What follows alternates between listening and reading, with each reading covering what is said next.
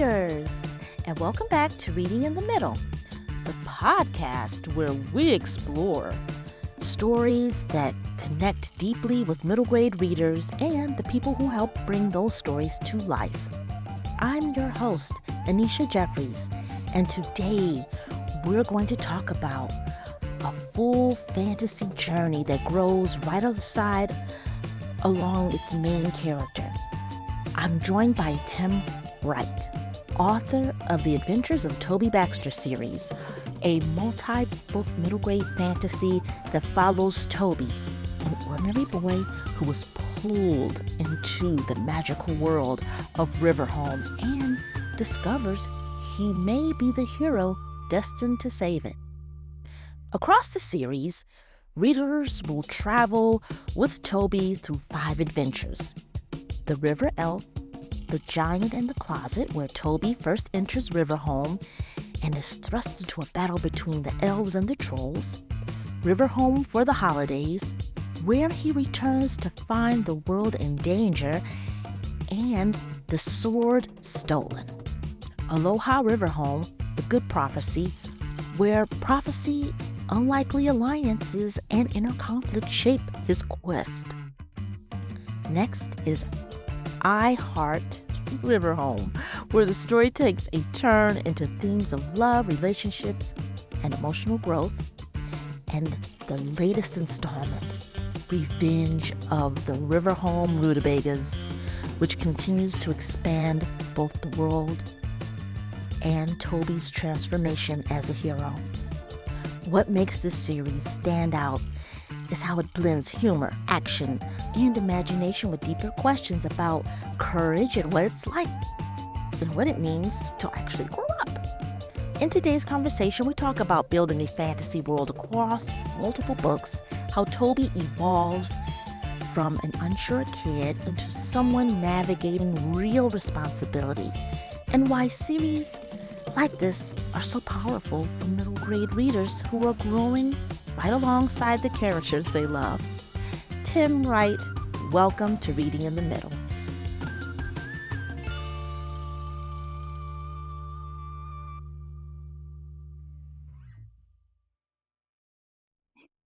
Tim, welcome to Reading in the Middle. How are you today? Well, fantastic. Thank you. Thank you so much for having me. It's good to be here today. Yes, I'm so excited to talk to you about the Adventures of Toby Baxter series and the way it invites readers, especially reluctant readers, into fantasy, uh, fantasy and adventure. So I want to start us off. Can you tell listeners a little bit about the moment when Toby Baxter first came to you as a character? Yeah, well, it actually came in a couple different ways. I was going to write a little children's book for my new grandchildren. And when they would go to bed at night, I would tell them little superhero stories, and they were always the stars of the superhero stories. And I thought, I'm going to write little stories for them. And I created this character named Toby Baxter, and it just sort of sat there. And then I've been working for over 20 years with a gentleman by the name of Michael Gurian. He's a New York Times bestselling author, has done a lot of work using brain science research to help educators and parents better understand how boys and girls learn. And he and I, over the years, have written rites of passage for middle school age kids, boys and girls, both faith-based and for secular families. And I thought I would love to put all of that stuff into story form. And really, that's what fantasy adventures are about anyway. They're about boys and girls growing up, and their quests or fantasy adventures are really about growing up. So I took Toby Baxter and I put him into these stories. It's going to be 7 books. 5 are out now. The 5th one's coming out March 17th. And it takes place over the course of a year. And in each story, each adventure, he is guided by a compass that has to do with building character. Mm-hmm. And so even though I don't want to tell kids this is a book about character, that sounds boring. It's an adventure. It's got a lot of humor to it. It's fast-paced. But Toby's learning how to grow up as a 7th grader. And so are our seventh, eighth, and ninth graders as they're reading these books. And hopefully they resonate with Toby's adventures as he goes through his closet into RiverHome to help save his friends. Now, you said this is the fifth book in the series? Yes. So And, I've been writing it for several years. Mhm. And the first one was called the River Elf, the Giant, and the Closet. And it was kind of a takeoff on The Lion, the Witch, and the Wardrobe. And so in the books, Toby actually interacts with books because he hates reading. So that was part of it. He hates reading.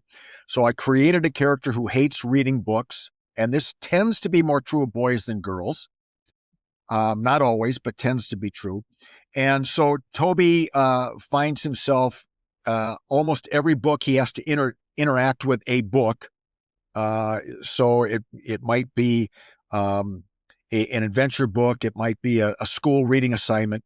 And that sort of sets the tempo then, or the character arc for the story that he enters into when he is summoned into his closet to be a reluctant hero. Now, Tim, one of the things that immediately stood out to me is that Toby, he's a kid who loves comics, but he Yes, doesn't really love novels. right. He even sighs when he opens up The Hobbit in class Yeah. because books feel like they take too long to get to the point. That feels very real for a lot of middle grade readers. What made you want to begin Toby's story with that tension between comics and traditional books? Well, first of all, I think it's important to say that reading comics, reading graphic novels is a form of reading. And again, I don't want to just say it's always boys, but boys tend to be attracted more to words with visuals Mhm. than do girls.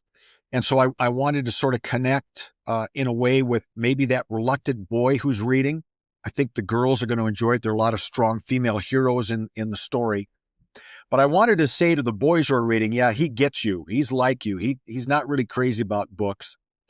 And then what's going to happen throughout the series is that Toby's going to interact enough with books. He may not become a book lover, but he's going to at least appreciate why reading is important. And so that's kind of why I started out. I wanted to say right away, especially to those reluctant readers, this is about you. Yeah. And I'm going to hopefully draw you into an adventure that's fast-paced, it's humorous, and maybe you're going to find out that reading is pretty cool when it takes you on an adventure and into a world you've not been before. Yeah, because soon after we meet Toby, his world expands in dramatic ways. Like he's summoned into RiverHome. It's a hidden Yep. world filled with river elves, trolls, and magical quests. And portal fantasy has such a long tradition in children's Yes. literature. Naria, like you mentioned, to Percy Jackson. Um, when you were creating RiverHome, what came first for you, the world itself or the story Toby would experience there? Interestingly, for the most part, I just sat down and started writing.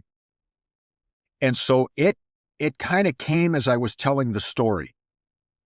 And most of the books, not all, most of the books have kind of been like that. I just sit down, I start writing, and an idea pops in. Okay, let's see where that takes us. Let's see where this goes. And so to be honest, I didn't really know where Toby was going to end up, what RiverHome was going to look like until he kind of got there.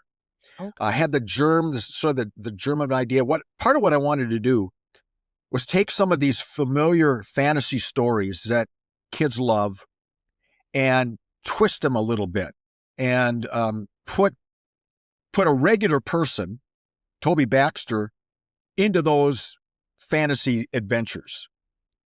So that almost like the Pevensey kids, they're thrown into Narnia. But in Toby's case, he actually realizes that he knows there's the Hobbit books. He knows there are Percy Jackson books and Harry Potter. And so he interacts with those, and suddenly he finds himself in one of those kinds of stories. Now, one of the things I love about this series is that it's intentionally written for readers who may feel more comfortable with graphic novels, Yeah. comics, or fast-paced storytelling. What have you learned about reluctant readers through writing this series? Well, I think once again you've kind of captured it. If you're going to entice kids to read books who maybe don't like to read, um, obviously you want to find a book that you think your kid's going to want to read, right? So it may not be fantasy adventure for everybody, but for me, that's kind of what got me interested in reading later as I was growing up. But you want it to be, I think you want it to move quickly. You don't want it to bog down in details.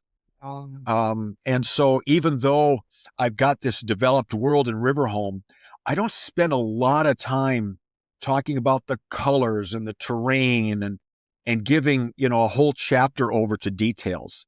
I want it to get into the action quickly. Most of the time when I'm writing, as I'm going through it, all right, did I have too much prose here? Do I need to where am I going to put some action to keep this thing moving? Where's the surprise twist? A lot of dialogue that's quick for the most part. So you've got spaces on the page. So when you look at the page, it's not filled up with big fat paragraphs, right? The paragraphs tend to be short. You've got the one or two sentences. Visually, that's far more appealing to the eye for reluctant readers than something that's very, very word dense.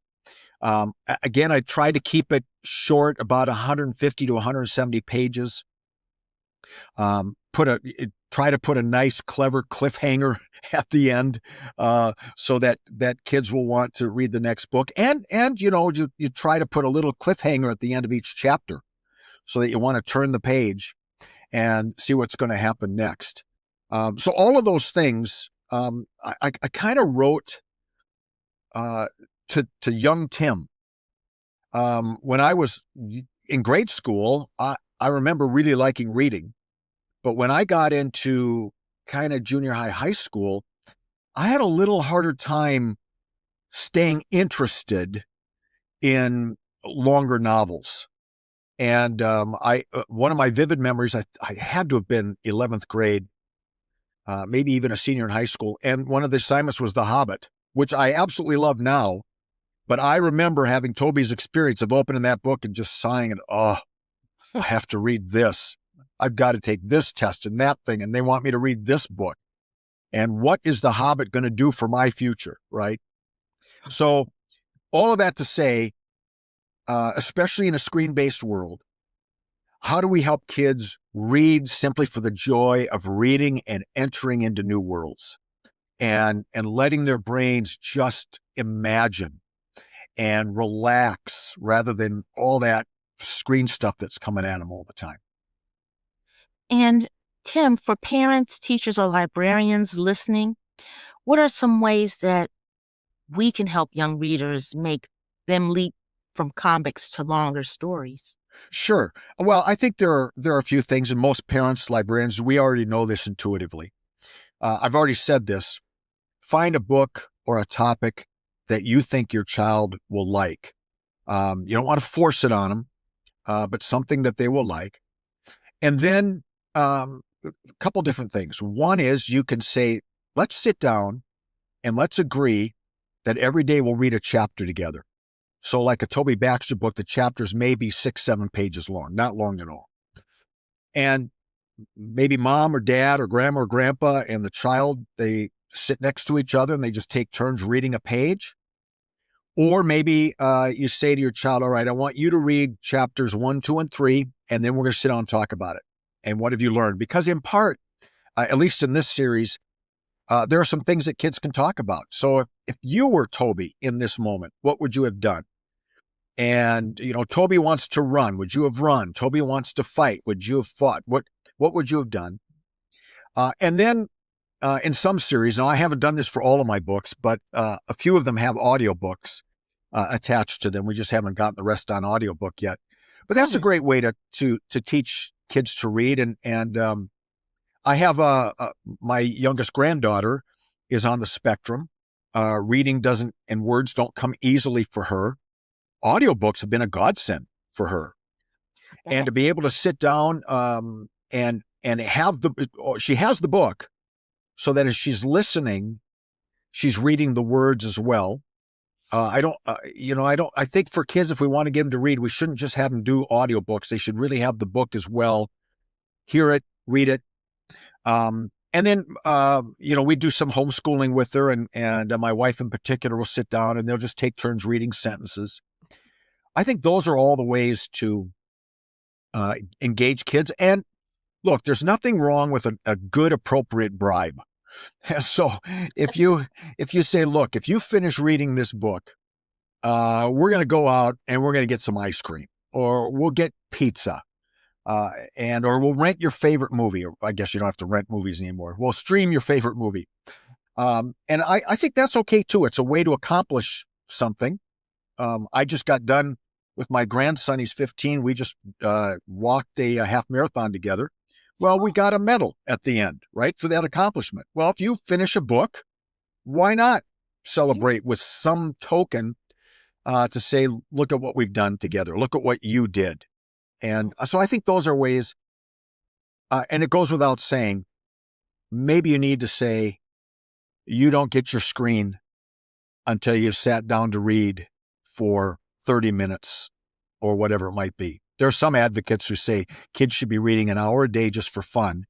But look, we know they've got homework, they've got sports and everything else, but they should be reading for fun. And may I make this argument just between the two of us? Yes. I think if we can get our kids to read for fun, that's going to be far more beneficial than making them read their homework assignment, as important as that is. But in the long run, if we open up their minds to reading, that's going to be a gift that they'll take with them the rest of their lives. I absolutely agree. I thoroughly agree. I mean, and we want it to be fun, because sometimes reading at school, it may not be fun. And so they equate that to school and, it's boring. No, it doesn't have to be. It doesn't have to be. That's no, and we the things that we're asked to read in school about history or science or whatever, that's important stuff. Absolutely. Yes, of course. But you're right. That becomes homework. That becomes equated with something that for some kids, not all, is not a great experience. So how do we help break through that with really pleasure reading, simply for the joy of reading a book? And man, when you've been immersed in a book, whatever the subject, or it's every night for me before I go to bed, it's some sort of British mystery. I'll spend a half hour to 45 minutes just immersing myself in a different world. And man, just to let my imagination go, it helps my brain rest after a long day. The joy of reading, hard to beat it. It is hard to beat, and it's easy. It's so much fun to mention to young people that that's exactly what you said, going into another world. Yeah. You're going somewhere else, and you let your imagination flow. I know growing up, I didn't want to see any pictures in the book or illustrations, because I just wanted to imagine the characters without having those. So I hear you. But that's important. And books as gifts. You mentioned before, I'm sorry to cut you off, but you mentioned imagination, and I mentioned that word as well. I think those of us who were raised prior to all of the screen access we have an understanding of just how important imagination is. And perhaps one of the things our children are being robbed of, and I'm not a guy who thinks that screens and all, it's all bad. There are some really positive things about it and some things we should be concerned about. But there's something about your imagination being stimulated, and it's not stimulated when all you see all the time are the graphics in front of you. It robs you of your imagination. And so what we're both saying is to read a book, to get immersed in the story, whatever it is really, really good for the brain and for the soul. Yes, and your books about Toby is one that will stimulate that that soul, that imagination for readers, all readers, but especially reluctant readers, and especially with Toby, as he moves through RiverHome, he's challenged to grow in courage and wisdom and Yep, goodness. And that's right. those are big ideas for middle grade readers. How do you balance adventure and humor with deeper questions about character and choices? Yeah, so that's a really excellent question. Just as a little bit of background, for almost since the beginning of human history, tribes and cultures have realized that at about the age of 13, of course, lifespans were a lot shorter back then, but at about the age of 13, something happens in girls biologically. It's happening earlier today, but biologically, a monthly rhythm takes place that lets them know that they are transitioning from being a girl to being a woman. Boys don't have that same thing, right? Maybe their voices get lower and, they grow taller, their muscles might change a little bit, but they don't have a biological thing that reminds them that they're becoming men. And so tribes and cultures for centuries have created what we call rites of passage to begin to train boys to become men. And what are the values? What are the character qualities that we want to instill in our boys and embed in our boys to be good men in our cultures? And they would do that. They wouldn't do it a lot through sitting down and saying, well, this is what a good man looks like. They would take them on adventures. And they would, send them out to hunt, or they would send them out for a day and say, find your way back home, or whatever it might be, to embed in them those qualities through action and through participation. And so what I tried to do with Toby is put that in an action adventure fantasy, so that, there's some quiet teaching that goes on in the book a little bit. But mainly it's through his experiences as he has to wrestle with decisions he's going to make. And for Toby, one of his big challenges is his anger tends to get the best of him. And so at book 5 out of 7 books coming, but at book 5, that becomes sort of the issue for him. And some of that will be resolved so that we can now move toward the last 2 books, which will bring that whole series and cycle to an end. So I'm about halfway through right now, book 6, and kind of have an idea of where I want to go with book 7 to wrap it up. But the point again is it's to embed these character qualities sideways through stories rather than just right at the brain in didactic form. Nice. Yeah. Because do you tend to outline Toby's adventures far in advance, or do new ideas reveal themselves in your writing? For the first few books, it was a lot of it was just, okay, let's see where this is going to take us, and then the next book would sort of set me up for, okay, here's what I want to do next. And I got through with book 4, which is a very fun, adventurous sort of love story. Toby's in love, and he's going to have to save his girlfriend, and his mom gets in the way. I mean, all that kind of stuff that happens with boys and girls at that time. And as I was finishing that up, my grandson Judah, who I just did the race with, he gave me a book idea. And when I was a kid and it was time for dinner, we'd always ask my dad, what's for dinner? And he'd say, fried rutabagas. I have no idea where that came from, but fried rutabagas. So it was always going to be some sort of rutabaga. So whenever my grandkids want to know what we're eating, I said, we're going to have souffle rutabagas, or we're going to do this rutabaga or that. So Judah said to me, you say that all the time. You should write a book about rutabagas. And it just triggered an idea for me. I spell it Rootabegga, rutabagas. So it's about characters who are spreading the contagion of anger. And so that's what the story becomes about. Of course, it gets then to the heart of one of Toby's own struggles.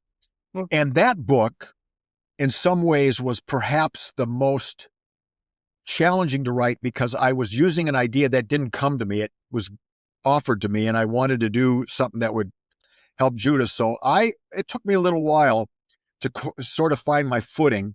That one had more rewrites than the rest, but I'm really pleased with where it ended up because it really is now set up the last two books for me. And so those last two books, I have a big concept, but I have no idea where it's going to take me. And this may sound a little self-serving, but one of the joys for me is when I'll write and then I'll pause and I'll go back and read what I've written. I said, wow, where did that come from? That's pretty good. And so I sort of feel if I'm enjoying the book, then maybe other people will as well, because I love fantasy adventures. So I figure if I'm writing something I would read, even though it's for middle schoolers, then maybe I'm on to something. And if I'm reading through my manuscript, and no, that's boring, that's dull, then it's time to do some editing. Well, we were middle school kids as well too. So you're reading it and you're enjoying it. Just think about how your middle grade self would enjoy the book, right? And that's right. Secret, Tim. You want to know a secret? Sure. Just between us. I love Rootabeggas. I've never had one. Oh, they're delicious. I finally bought one to show the grandkids what it looks like, and then we never did anything with it. So I've never had one. Oh, I don't know what they taste like. I know what they look like. Well, you should try them really while you're, just so everybody can have a sample of them. There you go. So it's like, I could be wrong. Somebody could maybe correct me, but I feel like they're in the potato family, squash family, or something like that as far as food. But my grandmother used to make those, and all I know is they're delicious. So, and good memories of grandma. Definitely, most definitely. Yeah. And my one question to you, Tim, is what about Toby? What has surprised you most about Toby throughout this process of writing about him and his adventures? I've tried to sort of figure out if Toby is me when I was a kid, if Toby's a product of my imagination. And I think because as a kid and maybe still as an adult, I can get agitated fairly easily if I'm not careful. I've really had to learn how to just manage my initial response to things. All that testosterone gets charged up and I got to do something. And I think what's surprised me about Toby is his sense of adventure, his willingness to learn, and yet his very human quality of being sort of resistant when people challenge him, when maybe he's not acting the way that he should. Now, he's only 13, right? And you don't make 13-year-old boys into men. But it is, and you don't make 13-year-old girls into women, but it is a good time to begin to plant those kinds of seeds. And it's been gratifying to see Toby receive some of those seeds. And even reluctantly beginning to think, well, maybe books aren't that bad, but we'll see. We'll see. The other really interesting thing about the stories readers will find is I do a little bit of a cheat in that everybody knows Toby's in a fantasy adventure except Toby. So kind of the running themes, it's almost meta. There's a person named Author who's a main character who kind of writes the story and has interaction with Toby. So Toby has no idea he's in books, but he's in books and everybody else knows. And so I've already written the epilogue to the last book. I've done that, where all of that sort of makes some sense. Sort of. The beauty of fantasy is it doesn't always have to make sense. You just enjoy it. Right. But again, because part of the point of the series is to write books for people who don't like to read books, Here you have Toby, who doesn't like to read books, but he's in a book, and he's in a book series. So that's sort of what the background is for all of that. Uh-oh, Tim, guess what? It's time for our lightning round. All right, I'm ready. Bring it on. Ready? Yes. Okay, well, here we go. So Toby loves comics. What was the comic book or book that hooked you as a young reader? Well, when you talk about comic books, I remember a beautifully, beautifully illustrated Spider-Man comic book that I bought when I was a kid. And I'd seen a lot of comic books when I was a kid. I'm 68. When I was a kid, comic books were a big deal. But there was something about this particular one. The artwork was so stunning. It wasn't just that kind of comic book that was on newspaper print. This was on vinyl, or not vinyl, but kind of shiny pages. Yeah. And it was the goblin character that he takes on. And I can still picture those illustrations in my mind all these years later. That really, I remember that vividly. In terms of actually reading for pleasure, that didn't quite happen to me until I was kind of out of high school. and I was in college and I could free myself up. And then I got really hooked on The Hobbit and Lord of the Rings and fantasy adventure stuff.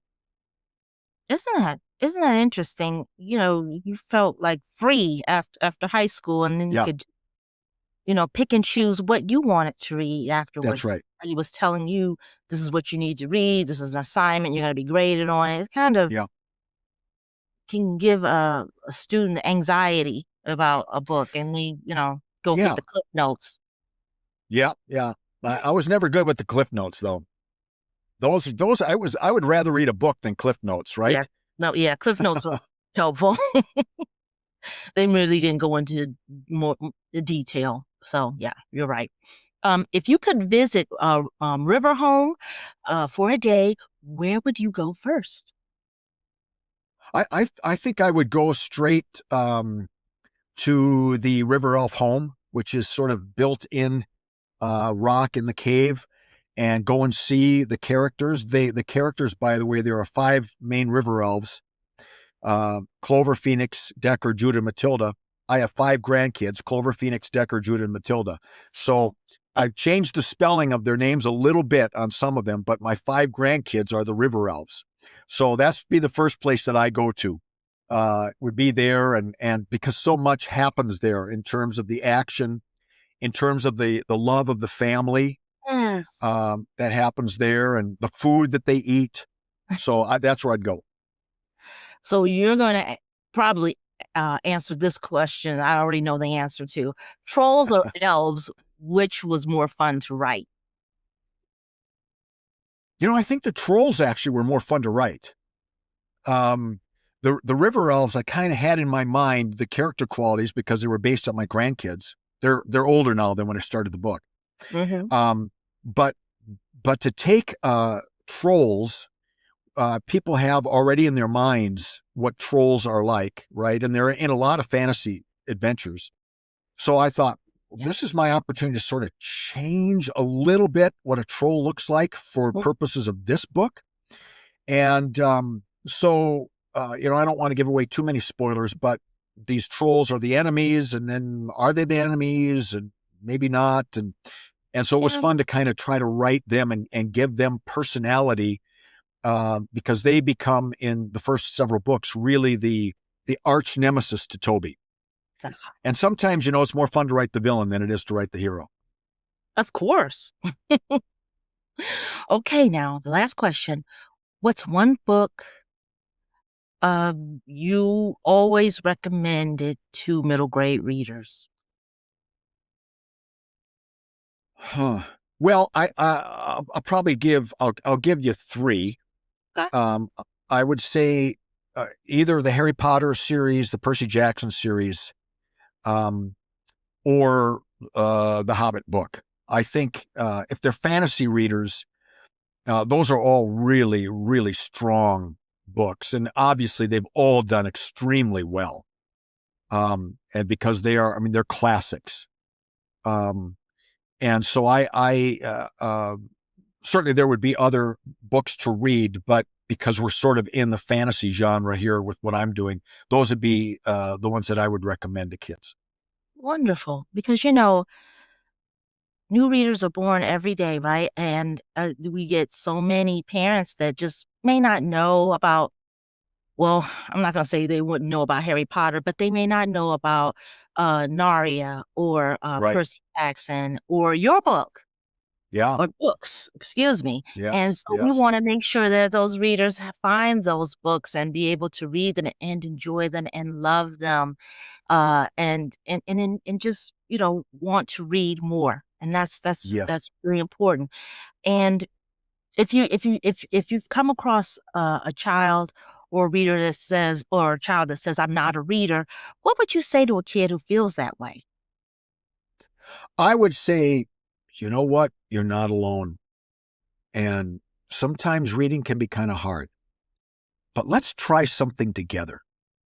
Let's see if we can find a book. Doesn't have to be real long. And let's make an agreement that we'll try it and just see what you think. And hopefully it'll be sort of like sucking on that piece of candy or a Lay's potato chip. No one can eat just one. That's an old commercial from many, many years ago, right? Read a book. No one can read just one. Once you're hooked. Yep. You want to keep reading. Oh, Tim, this has been such a pleasure interviewing you and talking to you about your books. And I want to thank you for being on Reading in the Middle. This was so much fun. And I want to ask you, where can listeners find you? Do you have a website or you have social media? Yeah. So my website is timwrightbooks.com. My last name is spelled WRIGHT. timwrightbooks.com. And they can get all the information they want there. I have a lot of free stuff. So for every Toby Baxter book I write, I always write a free prequel that sort of sets up the next book. And they can get all those there. I have a Substack. It's free that parents can read. I do a lot of writing about reading. I do a lot of writing about boys and girls and how they learn. timwrightbooks.com. And it's The Adventures of Toby Baxter. You can find it there, or you can find it at Amazon, The Adventures of Toby Baxter. Wonderful. And listeners, if your local library doesn't have Toby Baxter, please ask your librarian to order that book. Yes, thank you. It's important as well because, we always do that. So if we don't have a book and a patron asks, we make sure that we order it to put on our shelves. So that's very important. You bet it is. Absolutely. Thank you so much for that. My grandkids love going to the library. Wonderful. Oh, Tim, thank you again. And, just please continue with the wonderful work. And your next book comes out, you said March 17th? March 17th, The Adventures of Toby Baxter, Book 5, The Revenge of the RiverHome Rootabeggas. Which are delicious, by the way. Yes, well, these aren't. But oh, they yes. are those, but the rutabagas are. They're delicious. You'll have to try them. Yeah. Very good. Well, can I just say how much I appreciate you and the important work that you're doing, of course, as a librarian, but bringing the joy of reading to your listeners. You're one of a kind, Annisha, so thank you so much for having me on, and great work. Please keep it up. Thank you, Tim. Thank you so much. That means a lot. Thank you. You bet.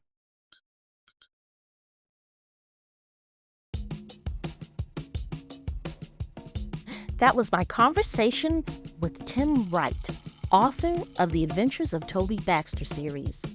And what a journey it is. What really stands out across all 5 books is how Toby grows, not just as a hero in a fantasy world, but as a young person learning to handle fear, friendship, responsibility, and even love. From his first unexpected step into RiverHome, to the more complex emotional challenges in the later books, this series gives readers something to return to again and again because Toby is changing just like they are. And that's the power of a strong middle grade series. It doesn't just tell one story, it builds relationships with the reader over time. Now, if you enjoyed this episode, be sure to subscribe, share it with a colleague, fellow readers, and continue creating spaces where stories like this can thrive. Also, please remember to visit Tim Wright's website at timwright.com to find out more about his books, his blog, and what he has in store for Toby. And as always, thank you for the work that you do to connect young people with books that matter. Until next time, keep reading, keep growing, and keep showing up for the stories that shape us.